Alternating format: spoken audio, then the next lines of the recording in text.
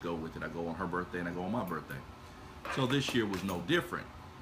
She heard about my trip to Cuba and she wanted to go to Cuba. And so for my birthday, we went to Cuba. And Cuba is always a humbling experience for me. Cuba is something that really helps me come back here and work hard. And you say, why is that? One, the people are very poor. The country itself, as many of you know, was embargoed in about, I think, 62, and embargoed from the United States. That means companies that did business with the United States, in a lot of cases, could not do business with Cuba because they would get cut off from the United States. So Cuba, in and of itself, had to have a self-reliance per se. They were able to do some business with China. They were able to do some business with Russia. But for most part, they had to be self-reliant. Now, in Cuba, you have a lot of health care, free health care. You also have a lot of jobs that make sure everybody has safe, welfare, things of that nature. But the people are pretty poor as it comes to extra things. And so the title of this video is essentially, don't forget about what you have when you're looking for the things you want. And a friend of mine, one of my former students, capsulized that in a quote, and I put it as my title, because essentially we forget sometimes how good we have it. And we forget that, yes, we want more, and you deserve more, and you should go after more, but sometimes you have to look at if you are being ungrateful for what you have. And I'm not coming from a religious standpoint, but I want to give you some looks into religion, and then I want to show you how it affects your everyday life. The people in Cuba don't have to worry about food. They get food. They don't have to worry about health care. The superfluous things that some of us have, that we take for granted, they don't have. If you go to my pictures that I posted some pictures of some guys playing soccer. They were playing soccer on a concrete court, and it was just like we play basketball. One team has ups and you keep going. But right past that was some kids playing baseball, and there was no bases, there was no dirt, there was no, it was just a grass field. The parents brought the kids out there to play. The kids were excited about playing. The kids had second-hand, third-hand cleats on. They didn't have a place for the parents to sit. The parents stood the whole practice, and I actually went to the place that I was staying, and he came back out, and they were still practicing. It was a 2-hour practice, and these kids ranged from anywhere from 5 to about 12. And I didn't see a sad face. I didn't see a parent looking like, man, I wish this practice would be over. And when they left practice, you could see the parent and the child was cheerful. Now, let me say this. They're not doing that because they believe that they're going to make it to the major leagues. Now, don't get me wrong.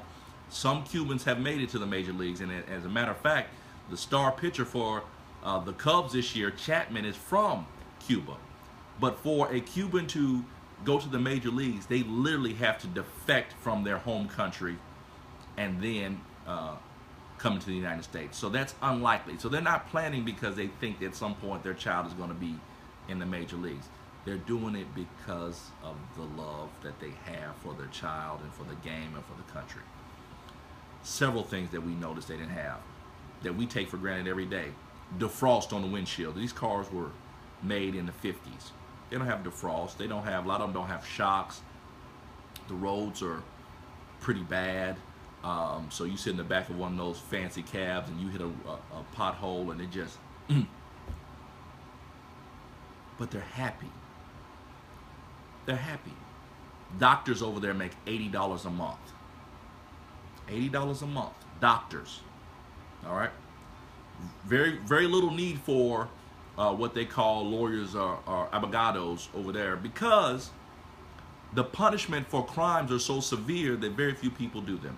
As I was talking, and I'm actually working on a paper that I'm going to put out,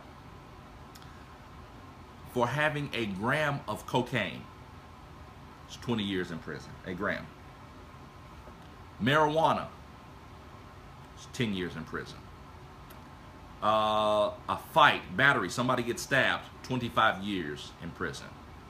And this is not, you know, where you get paroled out in 6 or 7. This is you spend some time there. So for the most part, the crime rate is very low.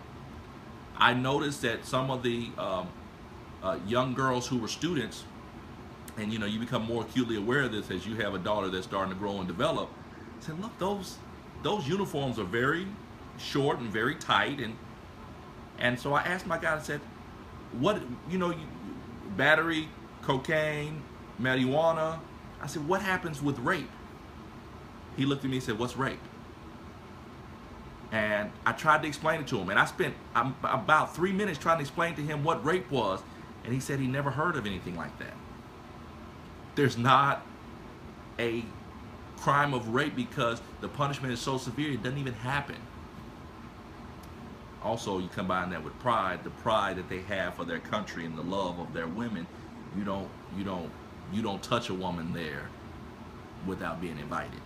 So it is amazing experience. But there's so many things that they just didn't have. Air conditioning. When we flew in, the air conditioners were sitting on. They came in the cargo bin, but I did not, throughout Cuba, and I looked in a lot of homes, I did not see a central heat and air unit. Didn't see one. I also did not see a dryer. I didn't see a dryer the whole time. I saw washers. I didn't see a dryer. I'm not saying they don't have dryers. I'm just saying I did not see one. And my point in all this is these are things that we take for granted every day. We are upset because we don't have the newest Jordans. We're upset because we don't have the newest phone. Internet. Some of y'all know I post a lot. And then from Thursday till about Saturday night, you didn't see but maybe 1 or 2 posts from me. Because you have to pay $2 to use the internet for 1 hour. And you have to go to a centralized location to use it. You have to go to a hotel or go to a place in which this particular place has internet. You pay $2, you get an hour, and you don't have strong bandwidth. So really, you can't go live, you can't post any type of long video. You really can't do much. Any type of Skyping and all that. FaceTime you can do FaceTime. I did do that. But what I'm saying is these people don't have infrastructure. They don't have a lot of things that we have come into contact with. But guess what? They're happy as all get out. I never noticed a complaint. That's the second time I've been there. Nobody was complaining. Nobody had that face that you could tell that they were upset about what they didn't have. I watched my assistant give these children, she gave them $1, I think $1 and maybe 50-cent piece. And she gave 3 of them. And it looked like you just gave them $100. They were so excited. They said thank you so many times to her that it kind of got to the point it was overwhelming for her. I did think I saw her kind of, well up. But the gratefulness that they had for something so small just moves me. Because a lot of times we're ungrateful for the great things that we have, and we miss the small things that we have that make our life wonderful. You have to look at it from a sense of, do I have what I need? I can almost guarantee you that you woke up this morning, your house had heat. I can bet you your house had lights. I bet you, your phone is still on, because some of you all are watching this through your phone. Your children had video games. Your children were well fed. They went to a school. That school had internet. Your children have internet. They Snapchat this morning. All these things that we take for granted, if you go somewhere else, they don't even have.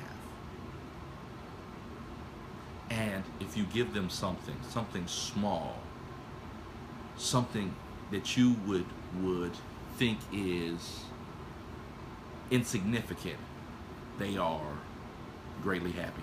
I tell you, I stayed with a friend of mine. I call him a friend now. The first time I stayed with them, it was blind luck on Airbnb.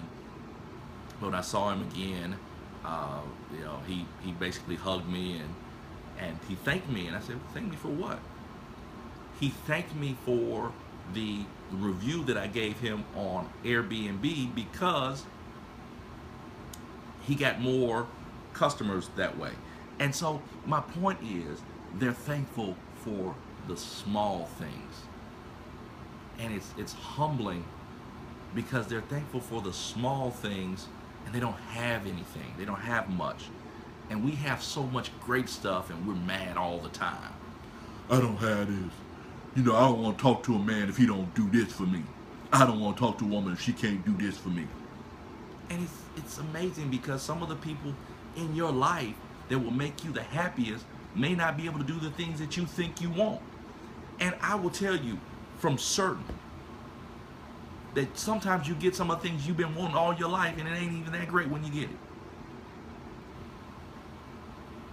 Don't forget.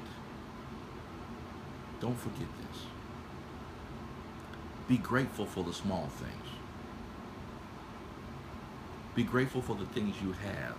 Because if you're grateful for the things you have, things will get great. And let me give you a few points, and I'll get off here, because I know you have some things that you have to do, and I have some things that I have to do this morning. I have some things that I have to do this morning. So let me say this. It has a great impact on people when you are thankful for the things that they give you. It also has an adverse impact on people when you're ungrateful for the things that people give you. If someone gives you something that you consider small or insignificant, and you show them that it was small and insignificant, the likelihood of them giving you something greater is low.